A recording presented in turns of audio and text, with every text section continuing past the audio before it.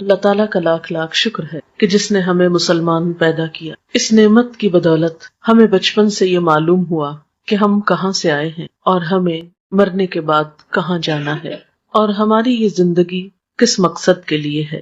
اللہ سبحانہ وتعالی قرآن پاک میں فرماتے ہیں خلق الموت والحیات لیبلوکم ایکم احسن عملا، کہ اس نے موت اور زندگی کو بنایا کہ تمہیں آزما کر دیکھے تم میں اچھے کام کون کرتا ہے. ہم میں سے ہر ایک کے لیے یہ زندگی ایک امتحان ہے.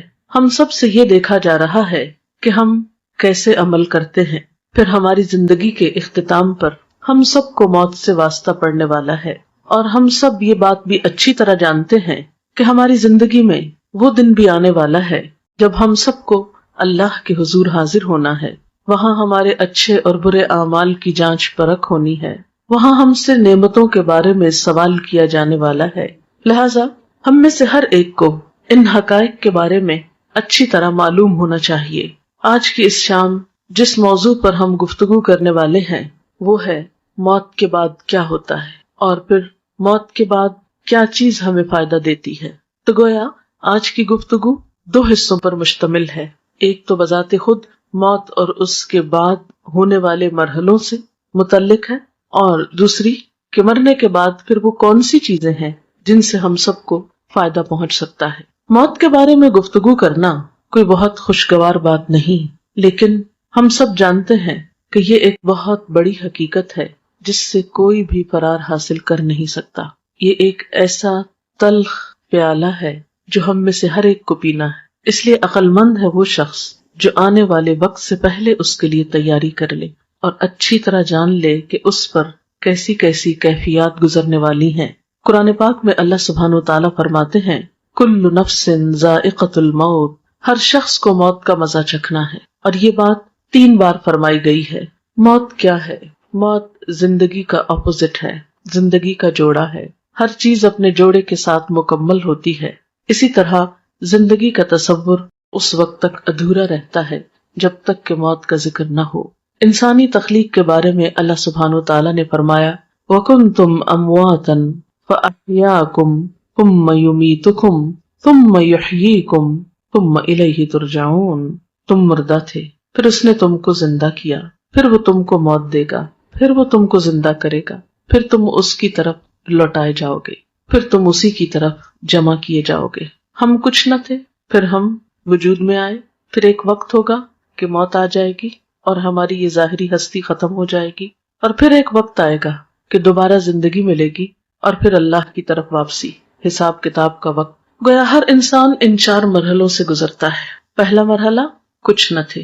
اس مرحلے میں ہماری روح موجود تھی کیونکہ اللہ تعالیٰ نے تمام روحوں کو حضرت آدم علیہ السلام کی پیدائش کے بعد پیدا کر لیا تھا، لیکن دنیا میں آنے تک وہ سب ایک انتظار گاہ میں ہوتی ہے. اس میں روح ایک الگ وجود رکھتی ہے مگر جسم نہیں ہوتا. یہ کیفیت بھی موت سے ملتی جلتی ہے جب روح تنہا ہوتی ہے. پھر زندگی جب ملتی ہے تو روح کو جسم مل جاتا ہے. پھر جب موت آتی ہے تو روح جسم سے جدا کر دی جاتی ہے. پھر جب دوبارہ زندگی ملے گی تو جسم اور روح پھر آپس میں مل جائیں گے. تو گویا دوسرے لفظوں میں موت نام ہے جسم اور روح کی جدائی کا، اور زندگی نام ہے دونوں کے ملاپ کا.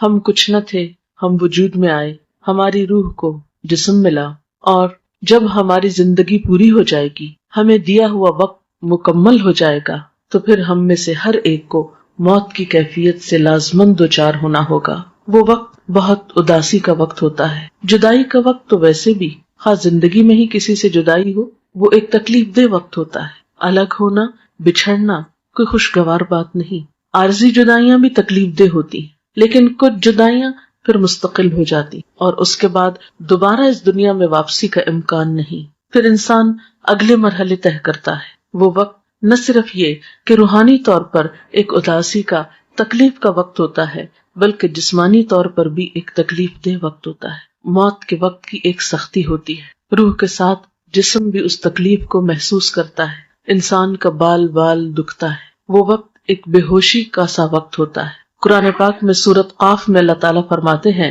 وَجَاءَتْ سَكْرَةُ الْمَوْتِ بِالْحَقِّ، اور موت کی بے ہوشی یا موت کی سختی حق لے کر آ پہنچی. یعنی موت کے وقت ایک بے ہوشی کی سی کیفیت اور ایک تکلیف کی سی کیفیت ہوتی ہے. اسی لیے حضور صلی اللہ علیہ وسلم نے ایک دعا سکھائی، اللہم اعنی علی سکرات الموت وغمرات الموت. اے اللہ تو میری مدد فرما موت کی بے ہوشیوں پر اور موت کے وقت جو تکلیف ہے اس پر. اللہ سبحانہ وتعالی یہ بھی فرماتے ہیں، کلا اذا بلغت التراقی وقیل من راق وظن انہ الفراق والتفت الساق بالساق الی ربک یومئذ المساق. سورۃ القیامہ کی ان آیات میں بتایا گیا کہ جب جان حلق تک پہنچ جاتی ہے تو کہا جاتا ہے کہ ہے کوئی جھاڑ پھونک کرنے والا. آدمی یہ سمجھتا ہے کہ اب دنیا سے جدائی کا وقت آ گیا. اس وقت پنڈلی کے ساتھ پنڈلی مل جاتی ہے، یعنی انسان کی انتہائی بے بسی کی کیفیت ہوتی ہے. نہ کوئی علاج کام آتا ہے، نہ کوئی دم درود کام آتا ہے، اور انسان اپنی روح کو خیر بات کہہ دیتا ہے. حضرت جابر رضی اللہ تعالی عنہ کہتے ہیں، رسول اللہ صلی اللہ علیہ وسلم نے فرمایا، موت کی تمنا نہ کرو، لا تمنوا الموت. جان کنی کی تکلیف بڑی شدید ہے، اور یہ نیک بختی کی علامت ہے کہ اللہ کسی بندے کی عمر لمبی کر دے اور اسے توبہ کی توفیق عطا فرما دے. موت کے بعد جسم ہوتے وہ قبر میں ہوتی ہے، اور روح جو ہوتی علیین سجین میں ہوتی ہے. نیک لوگوں کی روح علیین میں ہوتی ہے جو بلند جگہ ہے، اور بدترین لوگوں کی روح سجین میں ہوتی ہے جو قید خانہ ہے، اور وہاں ان کے ساتھ جو بھی معاملہ ہوتا ہے جزا یا سزا کا. لیکن قبر کے اندر یا جسم جہاں پر بھی ہو ایک لنک اس کا برابر رہتا ہے، جس سے جسم بھی تکلیف محسوس کرتا رہتا ہے، خواہ وہ ایک گھڑے کے اندر ہو یا پھیلا ہوا ہو. یہ بالکل ایسے ہی ہے جیسے کروڑوں میل دور سورج ہونے کے باوجود اس کی کرن ہمارے جسم پہ پہنچتی ہے تو ایک کنیکشن ہو جاتا ہے، اور ایک جیسے شعاع آپ کی آنکھ میں اگر ریفلیکٹ ہو کے بھی آتی ہے تو ایک پیئرسنگ افیکٹ ہوتا ہے اس کا. تو اسی طرح قبر میں مردے کو جو عذاب ہوتا ہے یہ قرآن و حدیث سے ثابت ہے. لیکن شہداء کی روحیں جو ہیں وہ جنت میں ہوتی ہیں، ان کو رزق دیا جاتا ہے اور ان کے ساتھ اچھا معاملہ ہوتا ہے. آپ نے فرمایا شہیدوں کی روحیں سبز پرندوں کی شکل میں قندیلوں میں رہتی ہیں جو عرش الہی کے نیچے لٹکی ہوئی ہیں. جب چاہتی ہیں جنت میں سیر کے لیے چلی جاتی ہیں، اور جب چاہتی ہیں واپس آ کے انہیں قندیلوں میں بیٹھ جاتی. یہ مسلم کی روایت ہے. حضرت عبداللہ بن عباس کہتے ہیں کہ آپ صلی اللہ علیہ وسلم نے فرمایا، شہداء جنت کے دروازے پر بہنے والی خوبصورت نہر کے سبز گنبدوں میں ہیں جہاں انہیں صبح شام ان کا رزق دیا جاتا ہے. اس کے بعد یہ کہ قیامت کا دن آتا ہے اور انسان کا حساب کتاب شروع ہوتا ہے. میں اس کی تفصیلات میں نہیں جاؤں گی. میں اپنے لیکچر کا دوسرا اہم ترین حصہ کہ مردے کے لیے پھر ہمیں کیا کرنا چاہیے وہ تو پہنچ گیا جہاں اس کو پہنچنا تھا. ان احادیث کی روشنی میں اور قرآنی آیات کی روشنی میں زیادہ بڑا فرق جو ہے وہ مسلم اور کافر کا ہے، اور ایک چیز بیچ میں منافق کی بھی آتی اور برے اعمال کی بھی آتی. بہرحال قیامت کے دن انسان کی شکلوں صورتوں کو، اس کے مال کو، پراپرٹی کو، جائیداد کو، اس کی ذہانت اور اس کی ڈگریوں کو، سرٹیفکیٹس کو نہیں دیکھا جائے گا. اس کی نیت دیکھی جائے گی، اس کا اخلاق اور اس کے اعمال اور اس کا کردار دیکھا جائے گا کہ اس نے اللہ تعالیٰ کی پسند کے کتنے کام کیے. مثلاً ایک شخص زبان کھولتا ہے اور غلط باتیں کرتا ہے، جھوٹ بولتا ہے، الزام تراشی کرتا ہے اور ساتھ نماز بھی پڑھتا ہے. ایک شخص شہید ہو رہا ہے اور ساتھ والدین کی نافرمانی وہ کرتا ہے. تو کچھ مسلمان ایسے ہوں گے کہ جن کے ملے جلے عمل ہوں گے. اب یہ اللہ تعالیٰ پر ڈیپینڈ کرتا ہے کہ وہ کس کے ساتھ کیا معاملہ کرے. دیکھیں نا، آپ انسانوں میں کچھ انسان ہوتے ہیں جو آپ کے دوست ہوتے ہیں، آپ کو معلوم ہے کیسے معاملہ کریں. کچھ دشمن ہوتے ہیں، آپ کو پتا ہے. کچھ بیچ کے لوگ ہوتے ہیں، پھر وہ اللہ کی مرضی جس کیٹیگری میں ان کو رکھے. لیکن بہرحال نبی صلی اللہ علیہ وسلم نے جب صحابہ کرام کے سامنے ان سب باتوں کا ذکر کیا تو صحابہ کرام ایک موقع پر اتنا روئے کہ سب نے اپنے منہ پہ کپڑے ڈال لیے اور سسکیاں لے لے کر روئے. ان سب نے یہ محسوس کیا گویا یہ ساری باتیں ہمارے ہی بارے میں کی گئی. لیکن جب ہمیں اس طرح کی کوئی بات سنائی جائے تو ہم کہتے ہیں نہیں یہ تو کافر کی بات ہے، منافق کی بات ہے، ہم تو کلمہ پڑھتے ہیں اس لیے ہم پہ کوئی اثر نہیں. لیکن ٹھیک ہے ہم کلمہ پڑھتے ہیں، لیکن یہ بھی دیکھنا چاہیے کہ کلمے کی تصدیق کتنی کرتے ہیں، اس کو سچا کتنا مانتے ہیں، اور اللہ تعالیٰ کو بڑا کتنا مانتے ہیں، اس کی اطاعت کتنی کرتے ہیں. یہ بات بھی ہم سب کو سوچنے کی ہے. بات یہ ہے کہ عمل سے ہی انسان کی زندگی بنتی ہے اور اللہ تعالیٰ بھی انسان کے عمل کو دیکھتا ہے. اس لیے ہم سب کو یہ دیکھنا چاہیے کہ ہم نے اپنی آخرت کے لیے کیا تیار کر رکھا ہے. جیسے کہ قرآن پاک میں آتا ہے وَلْتَنْظُرْ نَفْسٌ مَا قَدَّمَتْ لِغَدٍ، چاہیے کہ ہر شخص دیکھے اس نے اپنے کل کے لیے کیا تیاری کی ہے. سورۃ یاسین میں بھی اللہ سبحانہ و تعالیٰ فرماتے ہیں اِنَّا نَحْنُ نُحْيِي الْمَوْتَى وَنَكْتُبُ مَا قَدَّمُوا وَآثَارَهُمْ وَكُلَّ شَيْءٍ أَحْصَيْنَاهُ فِي إِمَامٍ مُبِينٍ، کہ یقیناً ہم مردوں کو زندہ کریں گے اور ہم لکھ رہے ہیں جو کچھ وہ آگے بھیجتے ہیں اور جو اپنے آثار چھوڑ رہے ہیں، اور ہر چیز کو ہم نے ایک کھلی کتاب میں لکھ رکھا ہے۔ تو گویا ہر انسان کا نامہ اعمال دو چیزوں پر مشتمل ہے، ایک وہ جو اپنی زندگی میں کام کرتا ہے اچھے یا برے، دوسرے وہ جو اس کے بعد اس کے نام پر یا اس کو دیکھ کر لوگ کرتے ہیں۔ مثلاً اس کے جتنے بھی آثار ہیں، آثار سے مراد نشانیاں ہوتی ہیں، اثر کی جمع ہے، بچے اس کی نشانیاں ہیں، یا اس کا علم اس کی ایک نشانی یا علامت ہے، یا اور اس کے کچھ اچھے اعمال۔ ایسے اعمال کا اس کو بعد میں بھی بونس ملتا رہتا ہے، اجر ملتا رہتا ہے، لیکن نئے عمل کرنے کا وقت ختم ہو جاتا ہے۔ اس لیے ہم دیکھتے ہیں کہ نبی صلی اللہ علیہ وسلم نے فرمایا، مرنے کے بعد انسان کے اعمال کا سلسلہ منقطع ہو جاتا ہے سوائے تین چیزوں کے جن کا ثواب میت کو پہنچتا رہتا ہے۔ نمبر 1 صدقہ جاریہ کرنا، نمبر 2 لوگوں کو فائدہ دینے والا علم، نمبر 3 نیک اولاد جو میت کے لیے دعا کرتی ہے۔ تو گویا انسان کے آثار میں تین چیزیں ہیں، ایک تو یہ کہ زندگی میں انسان ایسی جگہ اپنے ہاتھ سے پیسہ لگا جائے کہ جس سے لوگوں کو فائدہ پہنچے، سے کوئی کنواں کھدوا دیا، یا کوئی اسکول بنوایا، کوئی ہاسپٹل بنوایا، یا کوئی اور اچھا کام کیا۔ دوسرا یہ کہ کسی کو کوئی تعلیم دے جائے، کچھ سکھا جائے، کوئی اچھی بات بتا جائے اور وہ اس پر عمل کرے۔ اور تیسری یہ کہ نیک اولاد جو اچھی تربیت والدین کرتے ہیں، تو اس پر جو کچھ وہ نیک اولاد کام کرے گی وہ والدین کے لیے اجر و ثواب کا باعث ہوگی۔ حضرت انس کہتے ہیں کہ میں نے نبی صلی اللہ علیہ وسلم سے سنا، آپ فرماتے ہیں دوست تین قسم کے ہوتے ہیں، یعنی فرینڈز کی تین قسمیں۔ ایک دوست تم سے کہتا ہے میں تمہارے ساتھ رہوں گا یہاں تک کہ تم قبر میں پہنچ جاؤ۔ ایسا آدمی جب قبر میں پہنچتا ہے تو وہ دوست اس کا ساتھ چھوڑ دیتا ہے۔ دوسرا دوست وہ تم سے کہتا ہے تمہارا بس اتنا حصہ ہے جتنا تم نے غریبوں کو دیا، اور جو کچھ تم نے نہیں دیا اپنے پاس رکھا وہ تمہارا نہیں۔ اس دوست کا نام مال ہے۔ یعنی ایک انسانی دوست ہے جو زندگی میں ساتھ دیتا ہے، مرنے پہ ساتھ چھوڑ جاتا ہے۔ دوسرا مال ہے جو اگر تو اچھے کاموں میں لگا دیا جائے، دوسروں پہ خرچ کیا جائے تو بعد میں بھی کام آئے گا، اور اگر صرف اپنی ہی ذات پر خرچ کر دیا اور اپنی خواہشات کے پورا کرنے پر تو اس سے کیا ہوگا، وہ بعد میں کام نہیں آئے گا۔ اور تیسرا دوست تم سے کہتا ہے کہ میں تمہارے ساتھ رہوں گا اس جگہ بھی جہاں تم داخل ہوگے، اس جگہ بھی جہاں سے تم نکل کر جاؤ گے، یعنی قبر۔ اس کا نام عمل ہے۔ آدمی حیران ہو کر عمل سے کہے گا بخدا ان تینوں طرح کے دوستوں میں سے تم میں حقیر اور معمولی چیز سمجھتا تھا، اور یہ میری بھول تھی۔ میں نے رشتہ داروں کے لیے، دوستوں کے لیے سب کچھ کیا، کوئی کام نہیں آیا، صرف عمل ہی ساتھ رہا۔ تو گویا ایک دوست انسان ہے، دوسرا مال ہے، اور تیسرا عمل ہے۔ انسان انسانی دوستوں کو بہت اہمیت دیتا ہے، مال کو بھی بہت چاہتا ہے، لیکن کام کرنا پسند نہیں کرتا جبکہ ساتھ اسی کو دینا ہے۔ حضرت ابو ہریرہ سے روایت ہے، نبی صلی اللہ علیہ وسلم نے فرمایا بے شک مومن کے ان کاموں اور نیکیوں میں سے جن کا ثواب اسے مرنے کے بعد بھی پہنچتا رہے گا یہ چیزیں ہیں، یعنی اپنی زندگی میں انسان ایسے کام کر جائے جس کا اجر و ثواب اس کو مرنے کے بعد ملے۔ تو آپ صلی اللہ علیہ وسلم نے اب وہ کام بتائے۔ اب یہ حدیث ہم سب کے لیے کہ وہ کون سے کام ہیں جو آج ہم کریں تو ہمیں قبر میں بھی اس کا پروفٹ ملتا رہے گا، اس کا فائدہ ملتا رہے گا، کیونکہ عمل ہی ساتھ جائے گا نا۔ تو وہ کون سے ہیں؟ نمبر 1 وہ علم جس کو اس نے سیکھ کر پھیلایا، یعنی خود بھی سیکھا اور دوسروں کو بھی سکھایا یا پھیلایا۔ نمبر 2 نیک اولاد جو اپنے بعد چھوڑ گیا، کیونکہ وہ بھی جو کچھ کرے گی انسان کی کوشش ہوتی ہے نا اس میں شامل، کیونکہ اولاد کو سکھاتا ہے انسان، طالب علموں کی طرح تربیت کرتا ہے، تو جو وہ کرے گی وہ بھی ثواب ملے گا اس۔ نمبر 3 قرآن مجید جس کا وہ دوسرے کو وارث بنا گیا، یعنی اس کے اپنا تھا جس سے پڑھتا تھا کرتا تھا، پھر وہ کسی کو دے گیا اور کوئی اور اس کو پڑھ رہا ہے۔ نمبر 4 مسجد جو وہ تعمیر کر گیا۔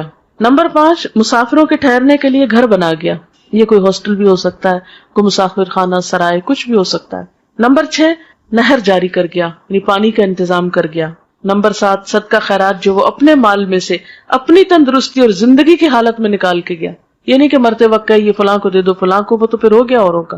ان چیزوں کا اس کو مرنے کے بعد بھی ثواب پہنچتا رہے گا، یعنی یہ وہ اعمال ہیں کہ جو مرنے کے بعد بھی انسان کے کام آتے ہیں۔ حضرت ابو ہریرہ سے روایت ہے سعد بن عبادہ کی والدہ فوت ہو گئی تو سعد نے کہا اے اللہ کے رسول صلی اللہ علیہ وسلم میری ماں فوت ہو گئی ہے، کیا میں اس کی طرف سے خیرات کر سکتا ہوں؟ آپ نے فرمایا ہاں۔ عرض کی کون سی خیرات بہتر رہے گی؟ فرمایا پانی پینے کا انتظام، یعنی دوسروں کو پانی پلانے کا انتظام کرو۔ تو مرنے والے کے لیے یہ نیکی بھی باعث ثواب ہے، خواہ انسان اپنی زندگی میں خود کر جائے یا اس کے بعد اس کی اولاد کرے یا وارث کرے۔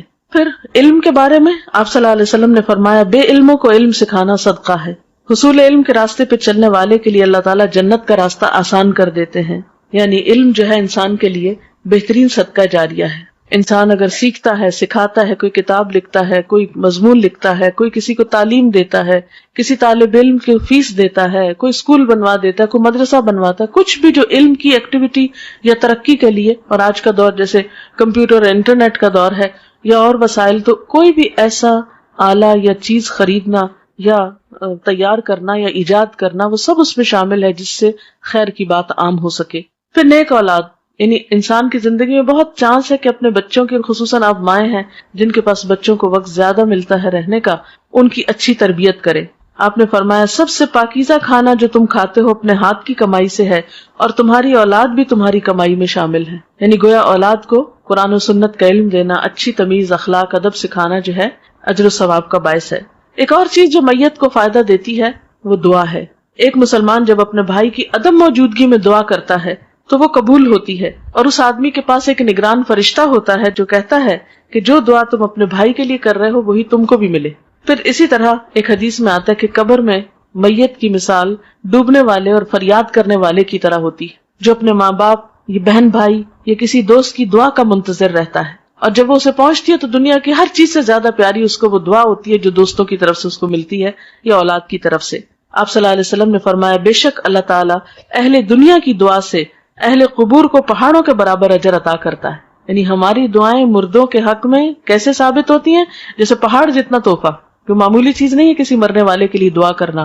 مردوں کے لیے زندوں کی طرف سے بہترین تحفہ ان کے لیے استغفار کرنا، یعنی ان کی بخشش کی دعا کرنا ہے۔ اور وہ دعا کیا ہے؟ اللہم اغفر لہ وارحمہ وعافہ واعف عنہ واکرم نزلہ ووسع مدخلہ واغسلہ بالماء والثلج والبرد ونقہ من الخطایا کما ينقى الثوب الابيض من الدنس اللهم ابدله دارا خيرا من داره واهلا خيرا من اهله وزوجا خيرا من زوجه اللهم ادخله الجنة واعذه من عذاب القبر ومن عذاب النار۔ تو یہ مسنون دعا ہے جو آپ صلی اللہ علیہ وسلم مردے کے لیے پڑھتے تھے۔ ہم سب کو بھی اپنے والدین کے لیے اور دیگر رشتہ داروں کے لیے یا دوستوں کے لیے جو دنیا سے چلے جائیں یہی دعا کرنی چاہیے۔ ہم سب کے پاس جو وقت ہے، صحت ہے، جوانی ہے، یہ ساری نعمتیں ایسی ہیں کہ جن کے بارے میں ہم سے سوال کیا جائے گا، حساب ہوگا۔ تو بات یہ ہے کہ ہمیں دو کام کرنے ہیں۔ ایک تو یہ کہ اپنے لیے ایسے کام کرنے ہیں جو ہمارے مرنے کے بعد ہمارے اپنے لیے صدقہ جاریہ بنے۔ دوسرے وہ کام ہیں جو ہمیں اپنے عزیز دوستوں، رشتہ داروں، والدین اور دیگر اقرباء کے لیے کرنے ہیں اگر وہ دنیا سے چلے جائیں، کیونکہ وہ اب اپنے لیے خود کچھ نہیں کر سکتے، وہ اب آپ کی دعاؤں کے محتاج ہو گئے۔ تو سب سے پہلی بہترین چیز جو کرنی ہے آپ کو وہ دعا کرنی۔ نمبر 2 یہ کہ ان کے لیے صدقہ خیرات کرنا ہے، اور خاص طور پر اگر وہ کوئی قرضہ چھوڑ گئے تو پہلے اس کو ادا کریں، ان کی وراثت تقسیم کرنے میں مدد کریں اہل خاندان کی۔ تیسری چیز، اگر ان کے روزے چھوٹ گئے ہیں تو اس کو ادا کریں، چاہے خود رکھیں یا اس کا کفارہ دیں۔ اور چوتھی چیز یہ کہ ان کے لیے صدقہ خیرات کا اہتمام، جیسے کنویں کھدوانے کی شکل میں یا پانی پلانے کی شکل میں یا اور کسی بھی طریقے سے، تو دعا، قرضوں کی ادائیگی، علم کا پھیلانا، یہ تمام چیزیں جو ہیں یہ میت کو فائدہ دیتی ہیں۔ وآخر دعوانا ان الحمد للہ رب العالمین۔ اب اگر آپ کے پاس کوئی سوال ہے تو آپ وہ کر سکتے ہیں۔ میں نے اسی لیے ذرا سا پہلے چھوڑا ہے کہ دعا کا بھی وقت مل جائے، اور اگر کوئی بات آپ کے ذہن میں ہو جو اس لیکچر سے واضح نہیں ہوئی تو اس سے آپ کو فائدہ ہو جائے۔ شرک کا مطلب ہوتا ہے کسی کو شریک کرنا۔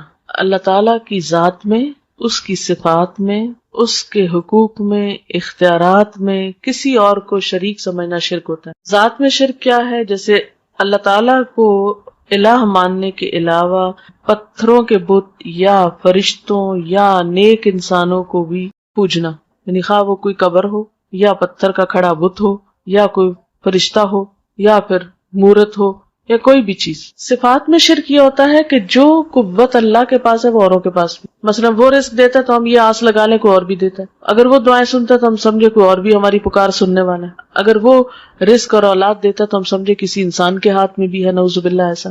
یہ صفات میں شرک ہوتا ہے۔ کسی کو قسمتوں کا بنانے بگاڑنے والا ماننا نہیں، یہ سب صرف اللہ ہی کرتا ہے۔ ان یمسسک اللہ بضر فلا کاشف لہ الا، اگر تم کو کوئی نقصان پہنچے تو اس کو دور کرنے والا کوئی نہیں سوائے اللہ کے۔ اگر یہ سمجھنا کہ ہمارا غم اور مشکل کشائی کوئی اور کر دے گا، یہ شرک۔ اسی طرح حقوق کے، جیسے عبادت اللہ کی ہونی چاہیے، اگر آپ غیر اللہ کی شروع کر دیں، نماز، روزہ، سجدہ وغیرہ، تو یہ شرک۔ اختیارات یہ کہ جیسے اختیارات اللہ کے اگر کسی اور میں سمجھے تو یہ بھی شرک۔ سوال ہے میت کے نام پر کھانا پکا کر کسی کو کھلانا یا مسجد میں بھیجنے سے میت کو فائدہ ہے یا نہیں؟ اگر وہ کسی غریب کو آپ کھلا رہے ہیں، کسی ضرورت مند کو دے رہے ہیں، تو انشاءاللہ فائدہ پہنچے گا، یعنی صدقہ اس کے نام پر آپ کر رہے ہیں، اس کو فائدہ پہنچانے کا۔ لیکن اگر وہ پکا کر خود ہی بیٹھ کے کھا لیتے ہیں، جیسے ہمارے ہاں ہوتا ہے کہ تیسرے دن کل کرتے ہیں اور اس میں اچھے اچھے فروٹ کاٹتے ہیں اور وہ سب آئے ہوئے دوست رشتہ دار کھا پی کے گھروں کو چلے جاتے ہیں، پارٹی کا سما ہوتا ہے، تو یہ تو کوئی صدقے کی قسم نہیں ہے۔ یا پھر یہ کہ ہر جمعرات کو ہم اسی طرح کا کام کرتے ہیں، یا 40 دن گزرنے پر ہم دیگ چڑھاتے ہیں اور سب ایک جیسے دعوت ہو رہی ہے سب کی، آئے بیٹھے کچھ اور کھایا پیا اور چلے گئے، تو صدقہ ہے نا، یعنی کسی غریب کو کھلانا، کسی ضرورت مند کو دینا۔ تو میت کے نام پر اگر آپ صدقہ کرنا چاہتے ہیں تو ضرورت مندوں کو دیں، یتیموں کو دیں، بیواؤں کو دیں، مسکینوں کو دیں، یہ صدقہ ہوگا۔ 13 شعبان کو میت کے حوالے سے کوئی چیز قرآن و سنت سے ثابت نہیں ہے۔ اچھا، اب آپ دیکھیں کہ میت کے لیے مثلاً اگر صدقہ کرنا ہے اور آپ کو غریب مسکین کو بھی آپ نے کھانا کھلا دیا، تو اور کیا کریں؟ کسی کو پڑھا دیں، کسی بچے کی فیس دے دیں، اور نیت یہ کر لیں کہ اس کا ثواب میت کو پہنچے۔ کوئی اسکول بنوا، آپ دیکھیں ہمارے اسکولوں میں لائٹ نہیں ہوتی، بیٹھنے کو کرسیاں نہیں ہیں بچوں پہ، اور اسی طرح عمارت نہیں ہے سر پہ۔ پاکستان میں کتنے اسکول ایسے ہیں جن کی چھتیں ہی نہیں ہیں، اوپن میں اسکول ہو رہے ہیں۔ تو یہ علم جو ہے یہ فرض ہے مسلمانوں پر حاصل کرنا، طلب العلم فریضۃ علی کل مسلم۔ اس فرض کی ادائیگی میں اگر آپ کوئی بھی چیز میت کے لیے کرتے ہیں تو اس کا بھی فائدہ ہے۔ اور ابھی تو مردے کی حالت میں نے بتائی ہے کہ یا تو نیک ہوگا اور یا بد ہوگا۔ اب اگر ایک شخص سزا میں مبتلا ہے وہاں، تو آپ کا کیا خیال ہے وہ عید کر رہا ہوگا؟ یہ تو عقل کو بھی نہیں لگتی نا بات کہ مردہ عید کرے۔ مردوں کی کیا عید؟ نصف شعبان کی کیا کوئی دعا ہے؟ یہ دعا کی کوئی فضیلت ہے؟ دیکھیں کہ آپ صلی اللہ علیہ وسلم سے کوئی ایسی دعا تو ہمیں نہیں پتہ چلتی قرآن و سنت میں کہ جو آپ نے 15 شعبان کو خاص طور پہ مانگی۔ دیکھیے کہ اسلام میں عبادت کا جو تصور ہے وہ یہ ہے کہ بندہ ہر لمحہ اپنے رب کو یاد کرے، یہ ہے عبادت کی روح۔ یہ نہیں کہ آپ سال بھر بھولے رہیں اور ایک دن بس جلدی سے جا کے ہاتھ لگائیں، یاد کر لیں، پھر آ کے واپس بھول جائیں۔ کرسچنز کے اندر تو یہ ہے کہ سنڈے کے سنڈے آپ جا کے خدا کو یاد کر لیں اور باقی دن جو ہے وہ اپنی مرضی کے گزاریں۔ اسلام میں کیا ہے؟ فاذکرونی اذکرکم، مجھے یاد کرو میں تم کو یاد کروں گا۔ نبی صلی اللہ علیہ وسلم کا طریقہ کیا ہوتا تھا؟ کان یذکر اللہ فی کل احیان، آپ اللہ کو ہر لمحہ یاد کیا کرتے تھے۔ الذین یذکرون اللہ قیاما وقعودا وعلی جنوبہم، وہ لوگ جو اللہ کا ذکر کرتے رہتے ہیں کھڑے اور بیٹھے اور لیٹے۔ یہ ہے عبادت کا تصور۔ جیسے نمازیں، دن میں 5 نمازیں فرض ہیں، اس کی پابندی لازم ہے، اس کو نہ پڑھنے پہ سخت پکڑ ہے۔ قیامت کے دن پہلا سوال نماز کے بارے میں ہوگا۔ پھر اس کے بعد سال میں روزے فرض ہیں، وہ اگر رمضان کے بغیر آپ رکھیں گے تو اس کو کوئی فائدہ نہیں، وہ نفل شمار ہوگی۔ ایک روزہ رمضان کا بغیر کسی وجہ کے چھوڑ دینا، اس کے بدلے میں زندگی بھر روزے رکھے تو وہ اجر نہیں ملتا۔ یعنی پوری زندگی آپ روزے رکھے نا اور ایک چھوڑ دیں رمضان کا روزہ تو وہ برابر نہیں ہو سکتا اجر۔ پھر حج فرض ہے صاحب استطاعت لوگوں پر، اور حج کے لیے دن مقرر ہے، مہینہ مقرر ہے، وقت اور جگہ مقرر ہے۔ اگر اس پہ آپ نہیں پہنچے تو آپ کا حج نہیں ہوا۔ عیدوں کا دن مقرر ہے، زکوٰۃ کے لیے کہ جب آپ کا سال پورا ہو، سال میں کسی بھی وقت جب آپ کا ٹائم پورا آپ دے دیں، یہ تو ہے مقرر دن، مقرر وقت، مقرر جگہ، مقرر طریقے۔ باقی کیا ہے؟ ہر وقت اللہ کو یاد کرو، ذکر کرو، توبہ استغفار کرو، تسبیح کرو، صدقہ خیرات کرو، کچھ بھی کرو۔ لیکن ہم نے کیا کیا ہے کہ کچھ مخصوص دنوں کو بس خاص کر لیا عبادت کے لیے اور باقی زندگی اپنی مرضی کے لیے۔ یہ طریقہ کار درست نہیں ہے۔ اس میں پھر خاص طور پر جو چیزیں بہت زیادہ زور پکڑ رہی ہیں وہ رجب کی 27 تاریخ کو عبادت کر لینا یا 15 شعبان کو کر لینا، حالانکہ حضور صلی اللہ علیہ وسلم شعبان میں اتنی کثرت سے روزے رکھتے تھے کہ اور کسی مہینے میں رمضان کے علاوہ نہیں۔ آپ کہتے تھے کہ اس مہینے میں اعمال اللہ کے حضور پیش کیے جاتے ہیں، کہ میرا جی چاہتا ہے کہ جب میرے عمل اللہ کے حضور پیش کیے جائیں تو میں روزے سے ہوں، یعنی اتنا اجر و ثواب ہے اس مہینے میں روزے رکھنے۔ لیکن ہم لوگوں نے باقی تو نفلی روزے بھول کے صرف ایک 15 کا روزہ رکھ لیتے ہیں، حالانکہ آپ نے صرف ایک دن مخصوص نہیں کیا اس کے لیے۔ ہاں 15 کے بعد روزے رکھنے سے منع کیا ہم کو تاکہ اگلے رمضان کے اوپر اثر نہ پڑے۔ باقی اس مہینے میں صدقہ خیرات کریں، ذکر اذکار کریں، نمازیں پڑھیں، جو بھی کریں اچھے کام وہ آپ کو فائدہ دیں گے۔ لیکن صرف مخصوص اوقات میں مخصوص طریقے کی مخصوص نماز پڑھ کے فارغ ہو جانا اور پھر فرائض کی بھی پابندی نہ کرنا، یہ بات درست نہیں۔ عورتوں کے قبرستان جانے کے بارے میں یہ کہ پسندیدہ نہیں ہے، کبھی ایک آدھ بار چلا جائے انسان عبرت کے لیے تو اور بات ہے، جیسے حضرت عائشہ سے روایت ہے ایک دفعہ وہ گئی تھی اپنے بھائی کی قبر پر، یا یہ کہ آپ لوگ کہیں بازار سے گزر رہے ہوتے ہیں تو راستے میں قبرستان ہے اور گاڑی گزر رہی تو آپ بھی دعا پڑھ دیں۔ لیکن اسپیشلی قبرستان کے اندر جا کے کسی قبر کے پاس بیٹھ رہنا اور عورتوں کا کثرت سے جانا، اس کو ناپسند کیا گیا ہے۔ کوئی شخص مر گیا، اس کے نام پر کھانا پکانا اور فاتحہ پڑھنا کیا درست ہے؟ میں نے بتایا نا ابھی کہ اس کی طرف سے صدقہ کرنے کے لیے آپ کسی غریب کو دے دیجئے اور کسی ضرورت مند کو کھلائیے. آپ اس کے نام پہ صدقہ کر سکتے. نام سے مراد یہ کہ اس کی طرف سے کہ اس کو ثواب پہنچے، صدقہ خیرات آپ کر سکتے ہیں. جی فاتحہ جو ہے یہ تو اپنی ہدایت کی دعا ہوتی. سورۃ الفاتحہ میں کیا ہے؟ ایاک نعبد و ایاک نستعین اہدنا الصراط المستقیم. ہم صرف تیری عبادت کرتے ہیں اور تجھ سے ہی مدد مانگتے ہیں، ہمیں سیدھا راستہ دکھا. تو مردے کو تو ہدایت کی دعا نہیں چاہیے، مردہ تو مر گیا، اس کو تو اب بخشش کی دعا چاہیے. اس لیے اس موقع پر کچھ مخصوص ذکر آپ صلی اللہ علیہ وسلم نے ہمیں نہیں سکھایا. بس نیت کریں، خواہ گھر میں نہیں بھی پکائیں. دیکھیں کتنے لوگ ہیں جو گھر میں کھانا پکا سکتے ہیں. کئی لوگ جو ہے وہ ان میں ہمت نہیں، کوئی بیمار ہے، کوئی مصروف ہے، کوئی کسی کے پاس اتنی وسعت نہیں، تو آپ بے شک راشن دے دیں، آپ پیسہ دے دیں، آپ کسی بھی طرح کسی کی مدد کر دیں. ضروری نہیں کہ پکا کے سامنے رکھ کے پڑھ کے پھر دیں. یہ ہم نے خود رواج نکال لیا ہے. دعا کرنا جو ہے میت کو سب سے زیادہ فائدہ دیتا ہے. دیکھیں ہمارا دعا پہ کچھ خرچ نہیں آتا. اذان سن لیجئے پھر دعا کرتے ہیں. سبحان اللہ وبحمدہ عدد خلقہ ورضا نفسہ وزنۃ عرشہ ومداد کلماتہ سبحان اللہ العظیم. اللہم صلی علی محمد وعلی آل محمد کما صلیت علی ابراہیم وعلی آل ابراہیم انک حمید مجید. اللہم بارک علی محمد وعلی آل محمد کما بارکت علی ابراہیم وعلی آل ابراہیم انک حمید مجید. ربنا آتنا فی الدنیا حسنۃ وفی الآخرۃ حسنۃ وقنا عذاب النار. ربنا لا تزغ قلوبنا بعد اذ ہدیتنا وہب لنا من لدنک رحمۃ انک انت الوہاب. ربنا ہب لنا من ازواجنا وذریاتنا قرۃ اعین واجعلنا للمتقین اماما. ربنا لا تؤاخذنا ان نسینا او اخطأنا. ربنا ولا تحمل علينا إصرا كما حملته على الذين من قبلنا. ربنا ولا تحملنا ما لا طاقة لنا به واعف عنا واغفر لنا وارحمنا أنت مولانا فانصرنا على القوم الكافرين. یا اللہ پاک جو کچھ ہم نے پڑھا ہے سنا ہے اپنی رحمت سے اسے قبول فرما. یا اللہ جو باتیں آپ کی مرضی کے مطابق ہوئی ہیں، آپ کو پسند آئی ہیں، ہم سب کو اس پر عمل کی توفیق عطا فرما. اگر کوئی بات بھولے سے زبان سے ایسی نکلی ہے جو آپ کو پسند نہیں آئی تو ہم سب کو اس سے دور کر دے. یا اللہ تو ہمارے گناہوں کو معاف کر دے، ہمیں ہدایت عطا فرما، ہمیں ان کاموں کی توفیق دے جن سے تو راضی ہو جائے. اللہ ہمیں اپنی محبت عطا کر دے، اپنے حبیب محمد صلی اللہ علیہ وسلم کی محبت عطا کر دے، نیک بندوں کی محبت عطا کر دے. یا رب العالمین تو ہمارے گناہوں کو معاف کر دے، ہماری کوتاہیوں سے اور سستی سے درگزر فرما. یا اللہ تو ہمیں اس زندگی میں ان کاموں کی توفیق دے جن سے تو راضی ہو جائے. اللہ ہمارے والدین پر اپنی رحمت فرما. یا رب العالمین ریحانہ اور رخسانہ کی والدہ پر اپنی رحمت فرما، ان کے درجات بلند فرما، ان کو اپنی عافیت میں رکھ، ان کو جنت الفردوس کے اعلیٰ مقام میں جگہ عطا فرما، انہیں آخرت کی بہترین بھلائیاں نصیب فرما، ان کی اولاد کو ان کے لیے صدقہ جاریہ بنا، انہیں بہترین نیک اعمال کی توفیق دے جو ان کی والدہ کے لیے بہترین اجر کا سبب ہوں. یا رب العالمین ہم سب بھی اس رستے کے مسافر ہیں، ہمیں بھی ان کاموں کی توفیق دے جو ہمیں وہاں کام آنے والے ہیں. ہماری موت کی سختی کو ہم پہ آسان کر دینا، نیک فرشتوں سے ہمارا واسطہ ہو. یا اللہ ہمیں قبر کے عذاب سے بچانا.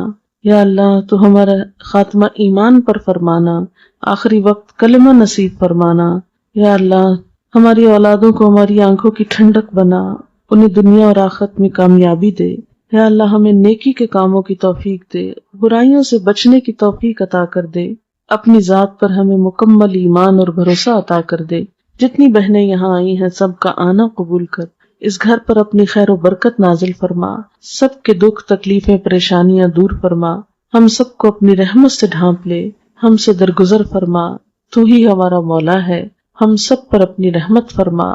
ربنا تقبل منا انک انت السمیع العلیم وتب علینا انک انت التواب الرحیم.